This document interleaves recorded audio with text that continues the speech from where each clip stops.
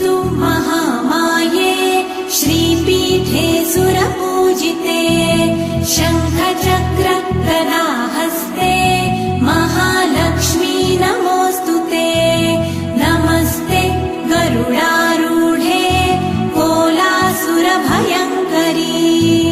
सर्वपाप हरे देवी महालक्ष्मी नमोऽस्तुते नमस्तेऽस्तु महामाये श्रीपीठे सुरपूजिते शङ्खचक्र गदा